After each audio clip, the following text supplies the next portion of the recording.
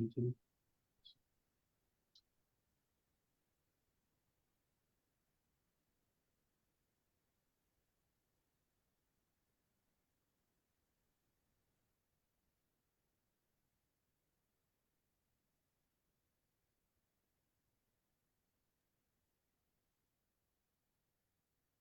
morning, everybody. So we're going to go ahead and get started.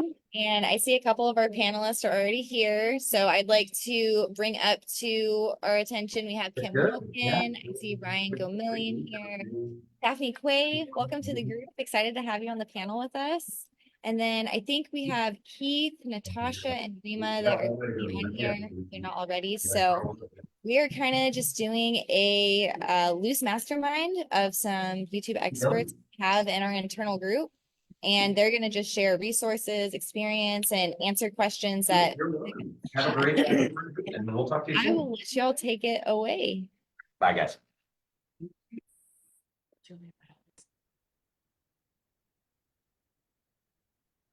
Kim, I don't know why I feel like you're our spokesperson. Hey, I'll everybody. I'll start. I'm Kim Wilkin, and based in Austin, Texas. Actually, the three panelists I see in this group are based in Austin, Texas. And I have two different channels. I have a real estate channel that is smaller, and I have a pretty big travel channel called The Abundant Traveler. I've been doing YouTube since 2018, 2019, when people didn't know how to subscribe, at least in my age bracket. And yeah, it's super fun. The group of us that are panelists today, we actually meet up once every other week and talk about best practices for YouTube, what we're doing, what's successful. So it's that very collaborative EXP vibe. So that's about it. Ryan, you want to go next? Sure. Thanks, Kim. So I'm Ryan Gomillion. I'm also in Austin, Texas, like Kim mentioned. And I think out of all of us, I'm the newest to YouTube. I've been on YouTube probably past 9, 10 months. So my experience is geared a little bit more towards those people that are just getting started or haven't started yet. I've had a ton of fun with it, and it is a huge rabbit hole to jump on into and can totally be intimidating too. But the hardest part of it all is getting started. And so hopefully we can help share some things to kind of encourage y'all to get on the platform and get your personalities in front of potentially new buyers, sellers, or agents as well. Things wrapped up a little faster than I was expecting. Daphne, you want to go next? Brian, you're Brian White. If you're out there, if you can hear us, you are not muted, my friend. LOL. Can you guys hear me okay? Whoever's in charge, can y'all mute him? Whoever's the host. Elizabeth is. Let me see if I can get her. While we're waiting, can you guys hear me? Yeah, we can. Okay. I've got my gym headphones because my my regular call headphones sometimes work, sometimes don't. So these ones are like back and forth too. Anyway, guys, I'm Daphne Quay. I'm new to EXP. I also have a YouTube channel. It's called Living in Austin, like everybody else's YouTube channel, I think. I've been doing YouTube since 2020, so right in the middle of the pandemic is when we started. Let's see, I guess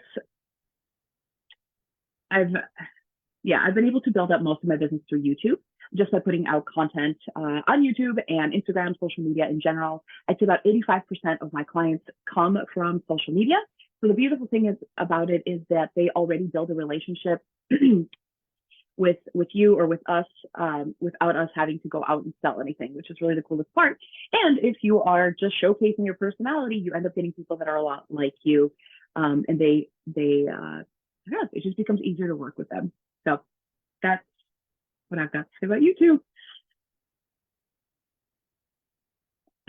Let's see, Is Rima on this call? I don't see Rima here. I don't think she is. I don't see her. I don't see Keith either. So y'all got us today. Okay. The three of us. Kay, did you want to do like a Q&A, or did you have some questions that you wanted to ask us or specific things you'd like us to go over?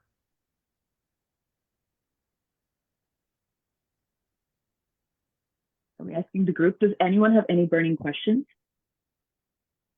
So I have a couple of questions. I have a YouTube channel, and what is You just muted.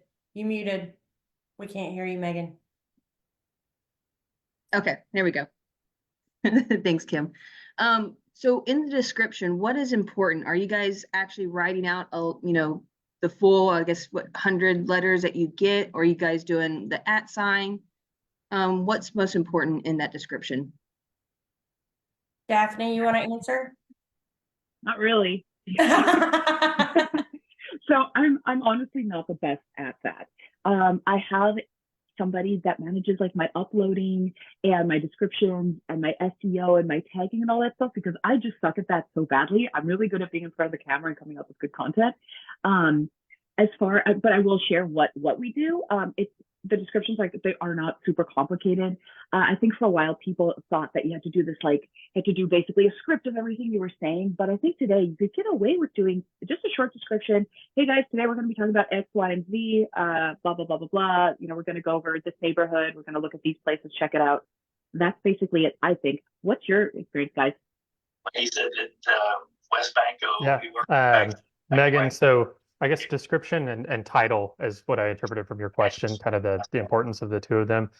Description, you'll find that a lot of people never really click on the extended portion of your description, so it's not super duper important in it, but your title is pretty important. And typically you want to go on the shorter end, depending on the type of content that you're putting out, and something that is, intriguing, that goes along with the topic of the video, and also goes along with your thumbnail too, because that one of the biggest measurements on YouTube is your click-through rate. So basically how many or what percentage of people click on your video when it is shown in their feed. And your title and your thumbnail are kind of the biggest factors within that. I find that over the past few years of doing this, it used to be a very long description was needed. Now I find if it's a very keyworded, very important 1 sentence to 2 sentence recapture of what your video is about at the top, and that is more for Google and YouTube, and then it is for somebody to read the description. And then the next thing down, I put my call to action, whatever it is, which is contact me in some way, shape, or form. And then in addition to that, in the description, in addition to that, that second line is that call to action. Then I also do the call to action in the pinned comment at the top. So when they see the video here, the next thing they're going to see is the pinned comment, which is my call to action. Then the next thing they're going to see is the important sentence. They're going to see the title. Then they're going to see that important sentence if they're even going to bother to read it. And usually right below that is the call to action again. So you want to combine, Ryan touched on this, I think you want to combine your title with that 1 or 2 line description, and you want to combine that with that 500 letters of tags that you can put in each of your videos. So they're all tied together, but as far as a long drawn out description, I don't find it valuable like it used to be. It used to be valuable. I see Cheeto has a question. Does that answer it, Megan? Okay. Let's see. What's going on? Hi. Hey, what's up? Thank you guys for sharing this really awesome insight. So I'm kind of new to YouTube as well. I'm not new to Instagram. That comes a lot easier, more organic for me. I'm just kind of curious as far as YouTube's attraction and what you're getting from it. What are you seeing the most? Is there like listing opportunities you can get from it? How are you leveraging YouTube to really gain the business? And then how are you measuring that? Number one, how are you getting it? How are you measuring it? And then number two, what's your experience with ChatGPT in relation to YouTube and having it set the prompts and set the description, stuff like that you've been talking about, all that kind of stuff? I can get started on that one. So touch on ChatGPT first. I relied on it pretty heavily when I was first getting out there, or on YouTube, to get some good ideas and to kind of get the pot stirring, if you will, because you don't really have that content mindset when you're first jumping on YouTube. And then as you exercise that muscle, you start to see different content as you go along. So I think it's a great spot to kind of get the ideas. I wouldn't necessarily rely upon it heavily for your scripting and for the things that you're saying because it is kind of generic unless you're doing a really good prompt within ChatGPT. And and you want your personality to shine through. So you don't need to be this perfectly scripted, you know, image of a realtor on there. You want to be who you are on there. And then your original question or your first part of the question asking about like how to measure everything. So again, I'm on the newer side of YouTube and not a lot of my business comes from YouTube at this point in time. So I see it more as a passive marketing approach. And it's all about building that brand up. So I use it to support everything else that I'm doing. It's a really great resume builder when you're going into like listing appointments. You can say, hey, look, you're getting traditional marketing on top of all of this. Also, I answer a lot of buyer related questions in my videos. So if I'm getting a lot of questions from my buyers, I'll just make a video over it. And then that way I can point them to the video later on if anything comes up in the future. And also I'm answering the questions what other buyers are having as well. Can I jump on the answer as well? I would love to hear it from your perspective, Daphne. Welcome to the dark side with EXP. Thank you. Thank you. I'm loving the dark side so far. So you had asked a couple questions, I think. So you asked first about ChatGPT and kind of like what Ryan was saying. I think it's a good way to get generic ideas, but I personally wouldn't rely on it very heavily, mostly because YouTube is so is ChatGPT, but YouTube is connected to Google, right? And it's like it pulls up what people are searching and what they're actually interested in. So another tool that's really helpful for people that are wanting to create things that are being searched on Google, content around what is being searched on Google, is TubeBuddy. I don't know, do you guys use TubeBuddy? You do? Okay, cool. So and I don't know, Cheeto, if you've heard about TubeBuddy or not. Could you put it in the chat as well? Yeah, sure. I'll do it now, otherwise I will forget. Okay. So the thing about TubeBuddy is that you can download it to your computer, and basically it's like an add-on to your YouTube, and you can put in, you could do like a keyword search where you search your title. So for instance, best barbecue in Austin, right? And that could actually be a video you do. And TubeBuddy will tell you how popular that title is. It might be super popular. It might be really good for your channel too, or not at all. And so I try to come up with ideas based off conversations that I have with clients and what they're asking, what they're interested in. And then based off of those, I put them into TubeBuddy to see which of those titles has the highest ranking. And based off of that, then I will come up with a video. So it's kind of a long-winded answer to your ChatGPT question. I would redirect more towards like TubeBuddy and YouTube specific software. The other question you asked is how you get your clients or what kind of clients. I think pretty much all realtors that I know that are doing YouTube, I have generally have a large buyer client base, just because the fact that people are relocating to Austin from other states, and YouTube is the best way to see what is going on in Austin. If you're gonna move from a different state. So most of my clients are buyers. I have heard of a couple realtors doing really well on YouTube with listings. It's super rare. It's something that I'm going to be working on this year more. And the way I'm going to do that is just do like high-end kind of video tours at my listings to see if that helps. But, not to be negative, but I don't really expect that to bring me a ton of listings, just knowing how YouTube works for realtors. Let's see. And then you said you asked like, how are you getting clients? The main thing, really like anything else, is just consistency and doing it and doing it and doing it. Ultimately, we are building a relationship with somebody on the other side of the screen. And the more they see us, the more they see what part of, what we're passionate about, whether it be Austin or another suburb, or it could be like a very very targeted niche channel where you're talking about a particular subdivision and stuff to do there and restaurants around there. That's really how you build relationships with potential clients. So being consistent and being consistent with YouTube is what I would say. So for me, I don't rely on ChatGPT anymore. By the way, this is Lucy. I use TubeBuddy as well. I use TubeBuddy almost exclusively. I have also used a program called vidIQ, which is just basically the competition. I'll put that in the chat. Some people rely heavily on vidIQ. Other people rely heavily on TubeBuddy. As far as I would agree with Daphne. It's a lot of buyers that come your way because most realtors are doing home tours and showing neighborhoods, and that is going after the buyer's market rather than the seller's market. I don't see a lot of YouTubers doing videos on these are the 5 reasons you need to stage your home. This is what you need to do before you put your home on the market. Those kind of things, which would be geared more towards sellers. And you asked also about how you measure your success on your channel.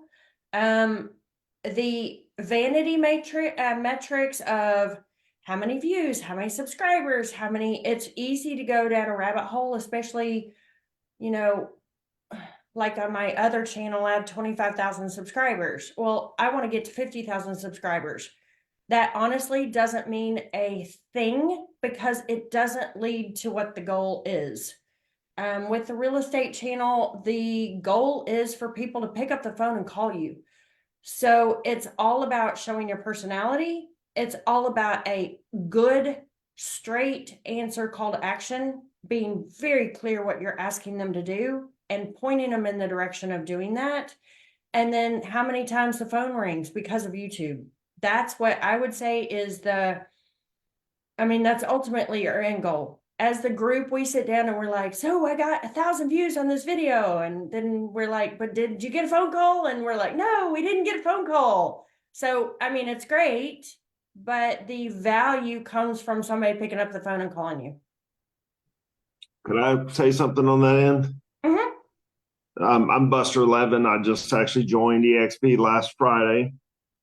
Welcome, So Buster. came over from Compass, and YouTube is definitely something that I've missed the boat on, doing my community brands and doing my Instagram and Facebook stuff. But the gist of it, what I understand, I follow one of my mentors and coaches, Brett Baker, who's out of Alaska, also with EXP, but he has created a system where 400 to 600 people, last time I checked, organically come to his website. Hey, Cassandra, organically come to his website for free. And then, he has people come in, the AI bot deals with them, and then they deal with only the people interested. But the traffic creates people through YouTube because of the organic placement that know, like, and trust, or feel like they know, like, and trust him because they have watched the videos beforehand. People do business with who they know, like, and trust, or who they get to know, like, and trust. And through watching community videos, they get to feel like they know, like, and trust you. So then when they come to the landing page or the website and they submit their information, instead of being a cold lead that you're developing trust or trying to build trust after the fact, there's pre-trust established because they've watched enough of your videos. They feel like they know, like, and trust you. So it's a much better lead. So that's how you would typically, truly utilize YouTube, in my opinion, for what it's worth. You Thanks, do Buster. get a higher quality client through YouTube, in my opinion, for you as the person, if you're showing your personality. Because they like your vibe anyway. And when you get handed a client, you get a referral, you get a relocation lead, you get a whatever, you don't know who you're dealing with. But the likelihood, if they came off of YouTube, they've watched enough of your videos to reach out and call you, and they already like you, which probably means you're going to like them. Hi, Keith. Tell us about you, Keith. Is my mic on? Yes. Can you guys hear me? Yes. All right. Well, I mean, yeah, everything that you have said is essentially, what I would echo. I feel like any success that I've had is just being true to myself. And in fact, I recently and I mean recently as in yesterday, I really just kind of dialed in. Well, it's been, I think 3 days ago, I just dialed in like really what my core values are, and really wanted to communicate that just right off the bat. And so I actually renamed my channel. Um, uh, it's called Faith Family Home, and it's just like those are the three things that really comprise my entire business. I put a picture of my family on my banner.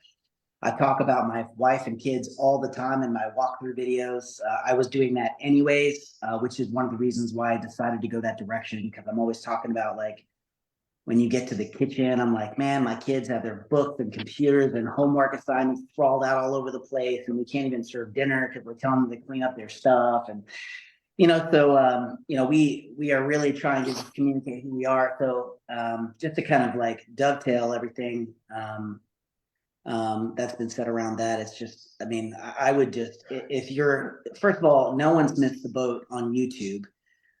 There are definitely folks who lightning has struck and they had an incredible timing, or, just whatever, right? They've been insanely successful, but everybody can speak to somebody, and everybody relates to somebody. It's really, I've been thinking about writing a book called YouTube, The Long Game, because really that's what it's about. It's about the long game. It's about consistently putting your content out there. People have already watched, I think on average, something like 4 hours or 5 hours of content before they even call you. And they don't comment, they don't like, they don't say anything, they don't do anything. They're just in the dark, and then suddenly they just call you and they're like, hey, I know your wife, I know your kids, and it's kind of creepy, but there's not much better of a lead than the YouTube leads. And I'm just kind of getting going on this. I was measuring by subscribers. I like it's not a good metric. But I like the subscriber count climbing, and I like my views going up. But ultimately, just like has already been said, if no one's calling you, then you need to kind of, what you don't want to be is the person that people are watching and getting information so that they can call the agent that they've already decided upon. And so what they're going to do is they're going to call the agent that they can connect with better. So even if your content is better than the other person's content and you're more informational, if they've already chosen to, the connection is the most powerful and most critical component to the entire equation, which is why I'm just doubling down and putting myself out there right out of the gate. I want them to know exactly who I am and what I stand for, because if they are not connecting with me, then they're going to call the other person that they are connecting with, and they're going to use me as research. And I don't know if Kim or Daphne or any of the others, or Ryan, if any other folks can kind of speak to that. But that's exactly what I found. So I would say, just to kind of double down again on Kim's comments, it's really about just putting out exactly who you are, and then just minimizing the number of people that are going to use you as research, because they're going to come back to you if they connect with you. That really is the most critical component. Good stuff, Keith. I see Catherine has a question. I do. A very amateur question, because I do not get on YouTube. The only time is when I'm like playing Bluey freeze dance for my kids. So I have not really explored the platform. And I'm just curious, is it similar to like Facebook and Twitter and Instagram, where you can like scroll, like does it find like people you may know, like can you connect with friends, or is it completely organic where people are just Googling or searching and that's how they find you? You mind if I tackle that one? Go ahead. So the AI in YouTube is almost alien. I mean, it knows you better than you know yourself. There are studies that show if you say derogatory things about YouTube, it knows it's reading your lips, it's transcribing all of your words, and so in other words, it knows you very, very well, and it's going to make recommendations. The more you use the platform, the more recommendations it makes. And then once you start watching content, it'll start feeding you content. The most important thing and there's a lot of similarities to all of the other like social media platforms in that there is, hashtag and keyword and SEO capability, but whatever degree you think it is on Facebook or Instagram, it's that to the 5 millionth power on YouTube, because YouTube is nothing more than a library. It's a search engine. It's a database. I think somebody just said that it's a search engine. It's the second biggest search engine behind Google itself. So if you're going to search something, that's where you're going to find all of your content that pops up. So I would say that once you start getting on there, like if you're going to start being a creator, you really want to dial down your niche and know what you're going to be talking about, because the more I think laser focused you are in knowing what your avatar, what we call an avatar is the people that you're speaking to are called avatars. So if you can figure out exactly who your avatar is, so like for me, it's like people between 20 and 55 who have, smaller to middle age, smaller or more grown kids, at least one, probably people of faith, looking to make a transition by single family homes. Like that is exactly who it is. Probably their kids are in sports, probably they go to a church. And like that is how I direct my content. So the more laser focused you are, the more like you'll attract kind of people to who you are. But yeah, as far as like finding things, it's just a huge database. It's a big search engine. Catherine, does that answer your question? It does. And it's just video, right? Like if you search something, you're not going to find like an article, like it's just video. Mhm. Okay. Yeah. Whereas Facebook, Instagram, most of the time on Facebook and Instagram, unless you're paying for ads, it's your friends that you've already connected with that are going to see your Right. content. Whereas And can you do ads on YouTube or no? you can. Yeah. But generally what it is on YouTube is it's your 500 letters of tags at the bottom. It's your description. It's your title. And then Google finds, like you type in, just like Google, Perry Homes in Austin, Texas. If you were typing into Google, you get some articles. You type it into YouTube and you get some videos. You get everybody's videos that have tagged that thing, which is Perry Homes in Austin, Texas. If they've tagged that, then it might pop up for you to watch that video. And you'll get like a group of 5 or 6 videos of Perry Homes in Austin, Texas. Okay. Makes Yeah. sense. Beautiful thing too is that Google owns YouTube. And so when people search that on Google, then YouTube search results will also pop up on Google. So it drives people to the platform. Mhm. Kay asked a great question in the chat that I think we should all go over. Daphne, if you want to start, but Kay asked each of us could go over our time block routine and what filming, editing, and executing weekly looks like. That's such a good question. I think it's going to look different for each of us. I'll start. So the way I do YouTube is, honestly, I feel like kind of intense, but it gets it done quickly. I will spend a couple weeks outlining what the videos are and what we're going to say. I have a camera guy come over. He'll come over for a day. He'll set up everything in my office. He's got his camera, his lights, sound equipment, all of that. And we'll just knock out like, it can be anywhere from like 4 to like 7, 8 videos in a day. And it's just rapid fire, just going. So I really don't like to spend more than one day recording just like the talking portion of my video.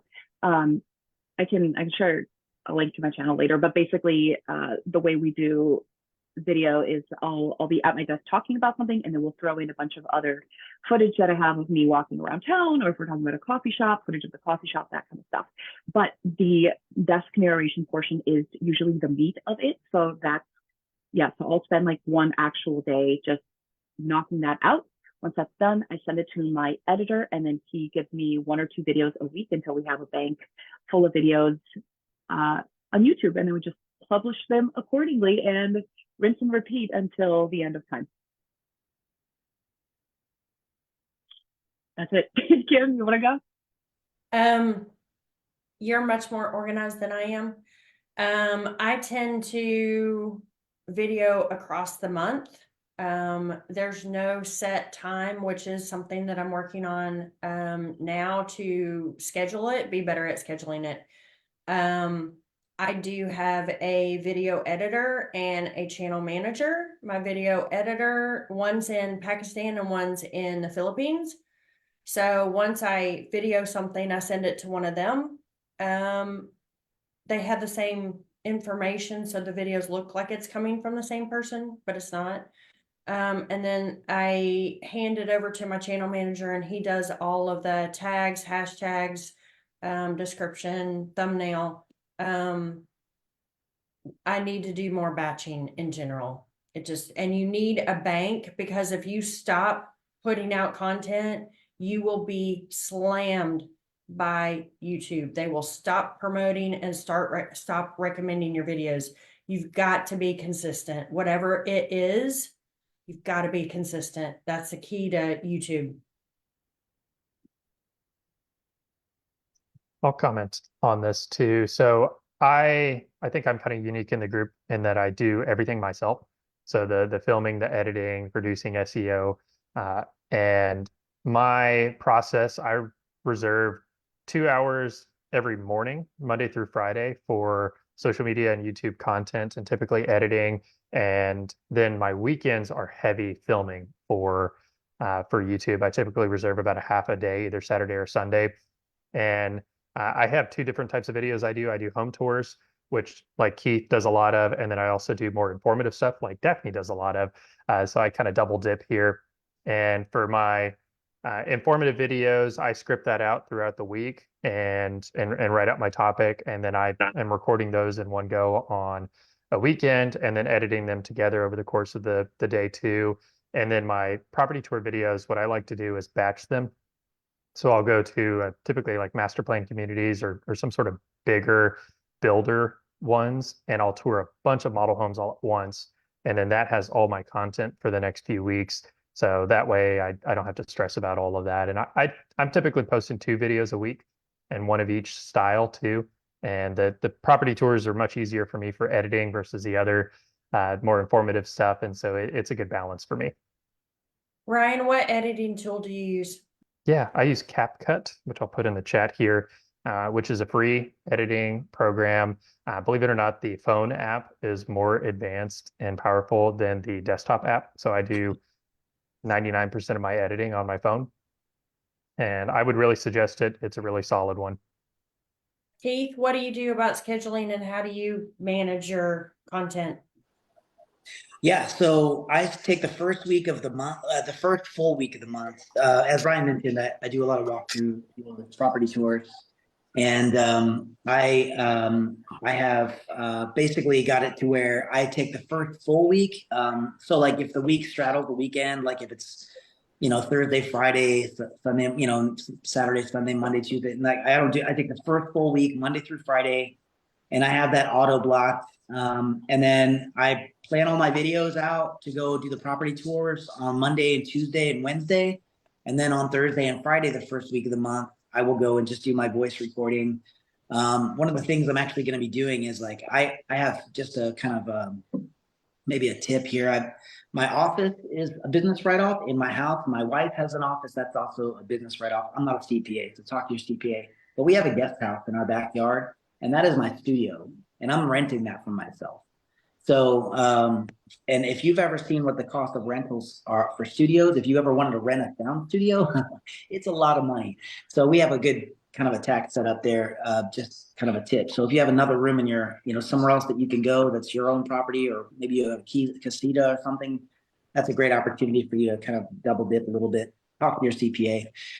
So I take the first week, and then when I finish all of that, I hand them all off to my video editor. I went through Sphere Rocket. I don't use Sphere Rocket any longer, but I did retain my my VA in the Philippines, because she is a rock star, and she is amazing. We actually kind of dropped the ball a little bit over the holidays, so she just took all of my videos and did like, hey, Toll Brothers Marathon, and it just got killer views. Luxury tour marathon. She did like 1 hour videos. She just kind of bookended all these tours that I'd done, which is she's great. So now our tours are resuming again. I'm posting this week. But what that does is it frees up the rest of the month for me to call my database, to do my client events, to do all my activities, to make my dials. If you're not like, don't if you're transitioning or you're introducing YouTube to your business, do not forsake all of the things that have been paying the bills so far. That is a massive error. And to be honest, it's one that I made myself. And I think the timing was bad. I'm still kind of recovering from that, because the market went down. It really slowed down. I was kind of abdicating some of my duties to my database because I went all in on YouTube. So now I'm kind of course, immediately corrected and ramped back up. But so that's my calendar the first week, and then it leaves the rest of my month to do my shorts, my Instagram, all those things. And by the way, when you do YouTube content, you can actually repurpose that and distribute that all across your platforms. So like I'm on average posting anywhere from 50 to 60 unique pieces of content across all my social media platforms, because I'm just repurposing segments of my YouTube videos.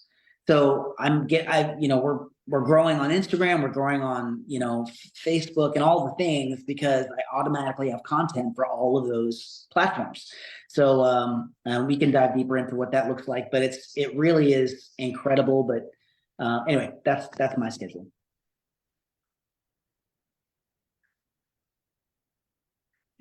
Sean, you have a question? Yeah. I jumped on earlier and I'm in my car. I'm sorry if it's a little bit loud. I jumped on late. My question is, you put out the videos. How do you convert these videos into a tangible sale? Do you have a form that somebody fills out? Is it just through comments? How do the people reach you? I'll go first. There is a very clear call to action in the video, physically in the video, and more than once. It's great to say subscribe to the channel for the vanity metrics, but that doesn't pay the bills. It is call me. When you want to have a script for whatever it is, whatever you're saying. If you look at Levi Lessig, his script is, whether you're looking to buy in 9 days or 90 days, I'm your guy. Our team will help you, whatever. I don't have it memorized, but I did listen to it about 40 times in my car one day to sort of pick it up, because it works. He's got 400 deals a year because of his YouTube channel or something like that. You also have to have it very clear in the words, in the copy, your call to action, the one thing you want them to do, which is call you. And I use Calendly, and they can book a call with me. And I typically say, because you don't know who the person is and if they like texting, emailing, calling, or booking a Zoom call. So I say, call me now, whether you like to text, email, phone call, text, email, phone call, or book a Zoom call. Let them choose, let their personality type choose the way they want to reach you, but it's very clear. Here it is, there and there. Yeah, just like Kim said, a call to action is really important. Sorry.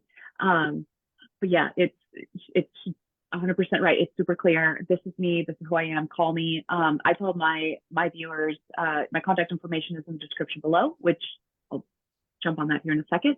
And I'll say, like, there's even a link where you can set up a one-on-one Zoom call with me. Check out the description. So of course you want your description, and then under that you want your call to action and ways to contact you as well, whether it be email, your website, Calendly, whatever. So yeah, that can all be kind of looped into that package as well. And I say it twice, maybe 3 times during the video, but definitely at the beginning, definitely at the end, and then sometimes just throw it in the middle. Absolutely. And just to know? touch on that too, Sean, I believe in giving people a lot of options too, because they're going to reach out to you how they want to reach out to you. So I, much like Kim and Daphne said, call to action within the video. And then I have all of my contact information, my phone number, my email, my social media accounts. I also have a link to a Google Doc where they could submit their information for me to reach out to them. All of that is within the description. And then I also post for every single video in my pinned comment at the top, my name, my phone number, and my email, and that they could call, text, or email me. Keith, thoughts? Just kind of around the contacting us. Yeah, I mean, everything you guys said is 100%. I mean, we all have different styles, but ultimately, I think really the general theme across everybody's responses is just a definitive call to action. What do you want people to do in the video? You'd be surprised. Like, you're like, I'm going to have a great call to action. And then you do your video and then, you're like, hey, look at my amazing video. And then what you're missing is like, when people are watching your video, no one knows what to do. Or they're just like, oh, that was their very entertaining video. And they don't really have any clear direction on what it is they need to do after they watch your video. The purpose of your video is to get people to call you and to do business with you. And so if you're not clearly and concisely, I think, communicating that, I think we missed the mark. And that's a trained discipline. I like to have a checklist. I have my checklist. I have my 3 screens pulled up when I'm recording. I have my video. I'm doing my voiceover because I don't talk in my videos. I just do those at home. And then I have my script that I read because I don't want to screw it up. I don't like to just on the fly. And then I have a checkbox of the things I want to make sure I say in my video. I have a checkbox, tell a family story. I have a checkbox 3 times that I want to tell people to take action. You know what I'm saying? So like, just don't leave it to chance. Have a definitive call to action and make sure people are reaching out. But I love the Calendly link. That's absolutely free, by the way. If you want to do the paid version, you can, but it's free. And then a Google Sheet, that's an excellent idea. And then I like to say, call me 24 hours a day. And,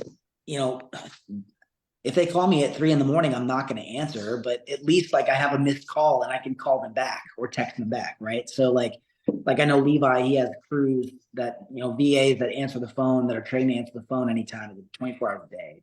I don't have that, but they can still reach out to me. So, maybe they're a one-off. So that's kind of how I approach it. I just feel like if my people are not if my viewers are not walking away with a clear call to action, I've kind of missed the mark, and that's a trained discipline. So you definitely want to practice that. I have one comment on all of this. Hi, Rima.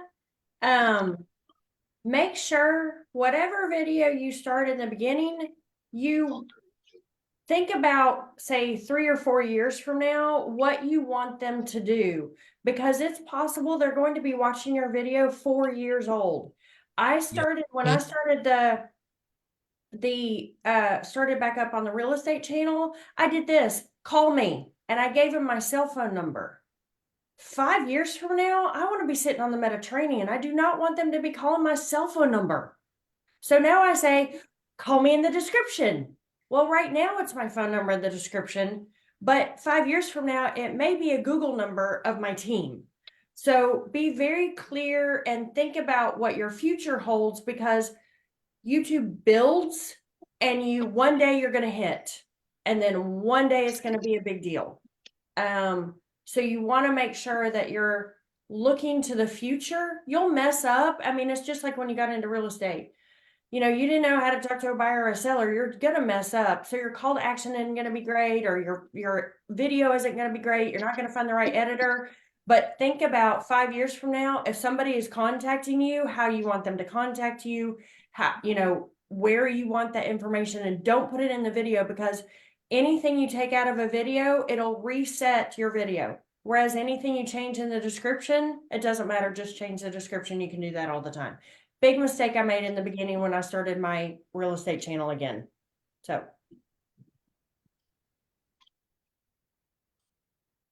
That's great. So I think Kay asked if I could share my checklist. Yeah, I totally could, but it's really just a note, an Apple Note, and it's just whatever I want to say. I'm just writing down whatever it is I'm wanting to say. But yes, that is absolutely. I'd be willing to share it. It's just my intro, my calls to action, any relatable stories I want to share. And then, guys, kind of another tip that I think that's been really successful. I learned this from other people who are doing it and having really good success. You want to funnel people to a direction. And like for me, I do property tours. So if I have a listing coming up, then I will I'll start off with a killer, like super nice multi-million-dollar listing. And then in the comments of like, if you like that, you'll love this. In the very first comment on the thing. And they click that. And then they watch that. And I'm like, hey, this, and that one will be maybe a $750,000 really nice listing. Like if you love that, on the comment for that video, I'll put, then you'll love this. And then I put the listing link. And people, like they funnel them directly to what you want them to find.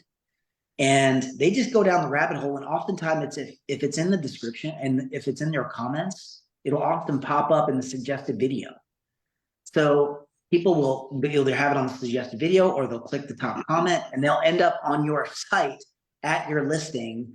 And it works. So, and then, there's also like going down the rabbit hole, but you want to be thinking about like, what are things that you can give people? What are value adds that you can provide? Like Ryan is really great. And also Daphne and Kim, everybody here is great about offering a value add.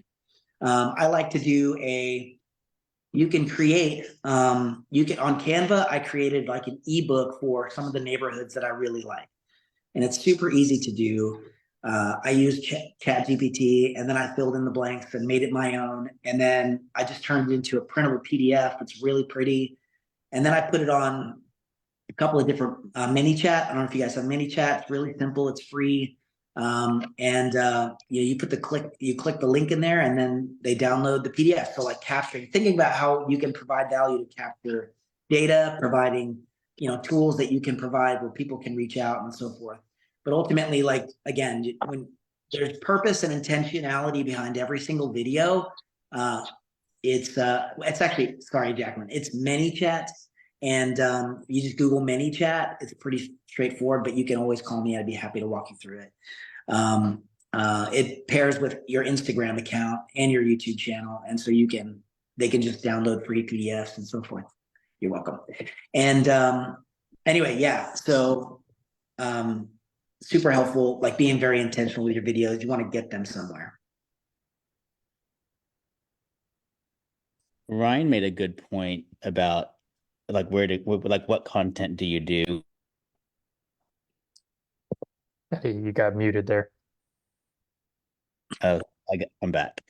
And he says he looks at what other content creators are doing, what successful videos they had. I'm doing Mike Sherrard's coaching program. He says that same thing. He says, you don't have to spend a lot of time thinking about what to do. Just look at what other people are doing that have successful videos. So that's kind of a good place to start. Yeah, that's where like TubeBuddy and vidIQ also come in. I know we touched on that earlier. It's really good tool for researching all the behind the scenes stuff that other content creators are putting out there. So TubeBuddy, even with the free plugin, it'll analyze the different tags, it'll grade the SEO score, and really show a lot of behind the scenes for other people's videos. And that's what I use a lot. And I love getting on YouTube and just seeing, hey, what's the best performing video right now? Hey, can I do something like that? Because, Keith, Daphne, Kim, and we may put out the same video topic, but we all have different personalities. We all have different ways of portraying this information. And so with that, we're going to attract different clients. And that's kind of the beauty of YouTube, and that you don't have to be afraid that you're jumping into and competing with all these people when you're not. I mean, you're standing out just by virtue of who you are. And that's the biggest thing or hurdle that I would say to get over is don't feel like you are coming in late to the game. I think Sean or Cheeto said it earlier, because people are out there waiting for you. You just need to get in front of them. I'll chime in here too. I'm Natasha. I have living in Houston. Sorry, Elizabeth, I was on a meeting, but I agree with that. Like, I often film just like this. I mean, I almost always have some sort of ball cap or beanie on. My dog is often in my video. I don't have this like professional setup. Um, it's mostly in a corner of my house. I might be sitting on the couch curled up, but I think that authenticity and um, just being real with people is what they like, not, in a suit and very formal. Um, I mean, they know that I have kids. They know, I mean, it's kind of like social media in a different realm. They know a lot about me. They know I've built my house. They know I'm on 2 acres. I mean, just being real and raw with them, I think makes people, because you want them to trust you. You want them to be like, oh, okay, well, she's gonna like help me find, she's not gonna just throw me in a house. Like, talk about the things that you know in your area. For Houston, it's like, okay, well, do you have an agent that knows about the flooding? Do you, are tax rates a big deal to you? Like I just did a video on that, like the steps to moving to Houston and trying to figure out who to work with and then what steps you actually go through to get here. And a lot of people, how do I transition for me, it's always California, to Texas because, how does this work? How does the timeline work? How do I overlap if I have something to sell? Another thing I do as an EXP agent is, um, I always find the agent that's going to sell their house there. I mean, 95% of the time. So, then that's a referral fee for me. And hey, we work really closely together to make this transition really easy. Talk about that on your channel. Um, those are some of my tips. I'm happy to answer any questions anybody has. Just a side note, I know we're coming in close to the end of the meeting here, but I think all of us are really open to any questions. If you find us on Workplace, feel free to call, text, message us, whatever's the easiest for you. I have a quick question for everybody. What's the number one video where you've gotten the most phone calls that you did? What was it? What was the subject? I think phone calls is hard because they don't necessarily tell, like people will call me and they'll say, I've been watching you for a year. Oh my gosh, your Saturday morning video, blah, blah, blah, but they don't say which video. But I could definitely go into my channel and see the one that has, 15,000 or 20,000 views. It's obviously an older video versus, I mean, you can watch the trajectory of each video and kind of see how popular it's going to be as far as content, filming, and all that. Rima, what about you?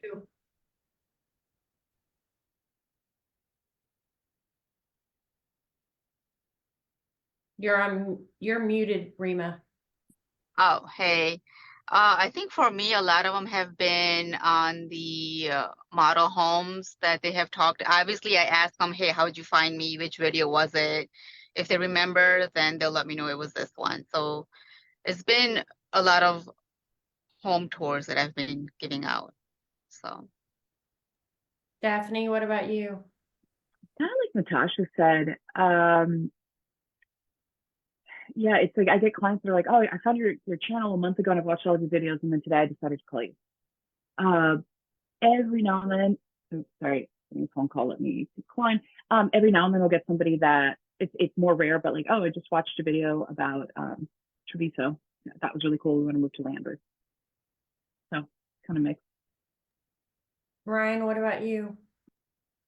Most of my people that have been reaching out have been based on new construction oriented videos. That seems to get a lot of people on YouTube to begin with. And I think since these builders, they are very searchable, I think a lot of people really like to know what they're getting into on that. So that drives a lot of people reaching out too. What's interesting for me is I've gotten more people to call because of a Austin lifestyle video than a home tour or even talking about real estate. Literally, it was the things to do in Austin. That's what's more popular. I think it depends when you started the channel, because I think, Kim, like when we started ours, it was more of that. Like, here's what to do in Austin, here's some cool places to visit. And now a lot more people are doing the home tours, which is great. It's just different things I think can work. And I think it goes to show that like different styles can work for different personalities and different people. If you want to start a YouTube channel, what do y'all in the last 4 minutes comments, and somebody that wants to start a channel, what like one thing that you recommend they do or not do or watch out for, or all of the above? I have a question. Yeah. Christy in Tulsa, Oklahoma. Hey guys. I have a YouTube page, but I wanted to know, do you guys have more than one? And do you manage them differently? And how do you kind of like break that up if you do? Kim, I think you may be the best one to answer this. I believe you're the only one with multiple out of us. I have two. I have the Abundant Traveler, which is a travel channel that I've had for about 4 years, 4.5 years, with 25,000 subscribers. It's a very different vibe. I actually have to change my whole mentality and my whole thinking process. The scripts are the same. Like, you still have your intro, you still have your outro, you still have your call to action, you still have your whatever your, the framework is the same. And I can't film them on the same day because my brain can't switch between I'm a realtor and then I've lived in 5 countries and been to 65. Right? I can't do it. So they're very different. I have the same video editors though, and I have the same channel manager for both. So it's consistency as far as the process, but the filming has to be at a different time. And they both have very different goals. Real estate is pick up the phone and call me. The Abundant Traveler is sponsored videos. I've hired an agent who is going and getting sponsorships from brands, etc. So I get paid to do those videos. So it's completely different end goal. My call to action in the Abundant Traveler is always opt in for my freebie. I have tons of freebies because they're not going to call me for anything. So I'm trying to get their email address so I can drip on them and get them to buy something through my affiliate links or whatever. Whereas on the real estate channel, my call to action is pick up the phone and call me in whatever way they want to reach out to me, get me on, so. Gotcha. Because I have one and I'm thinking about having another one too. So I just didn't know, how that worked with everybody. What is it worth it? But I could see that with 2 different subjects, it would be worth it. They don't cross over necessarily because you keyword and tag both of them. So it's like running 2 businesses with the same formatting. The only crossover I have gotten is my lifestyle videos in Austin. I do a different intro and outro and a different call to action in the middle the same time I'm filming. And then I have it edited once for real estate and I have it re-edited for the Abundant Traveler. That's the only thing that crosses over. The first agent I brought on to EXP found me on my travel channel. Wow. But other than that, there's no they're completely like different entities. It's like as if you're a realtor and you worked in a restaurant. Gotcha. It's the same platform. You're still talking to people and you're still, but it's so different. Okay. Well, thank you guys. Yeah, thank y'all. And then just to wrap up and to touch on what Kim said about starting a YouTube channel, put in the work and realize that there's no shortcut on it too. But don't be afraid of not being good when you first get out there because you're not going to be good. You've never done it before. And that's okay. And honestly, it's a lot of fun looking back on your videos 6 months, a year plus down the road and seeing where you started. But you got to start. So get on out there, film the video, start with the property tour. Those are easy. All of us know how to tour a property, hopefully at this point, and just walk through and pretend like you're talking to a buyer as you're doing it there. And then from there, you can kind of develop your voice and then try to be on camera and see how that works for you. So it's just about getting out there and trying and seeing what works and seeing what sticks for you. And don't be afraid to fail because you're going to be better than, 80 to 90% of the agents that aren't on YouTube just by the fact of you doing it.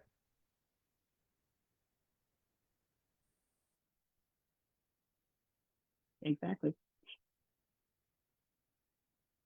I just made a quick comment in the chat. I said anyone can do YouTube, but YouTube is not for everyone. Yeah. You gotta love YouTube to do it.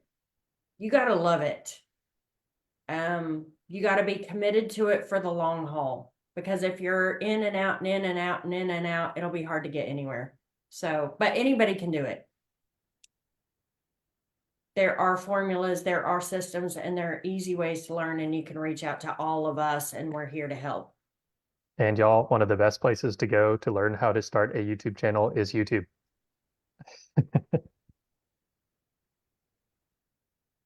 Well, thank y'all, everybody. And again, if you have any questions for any of us specifically, Jeff, I see your hand there.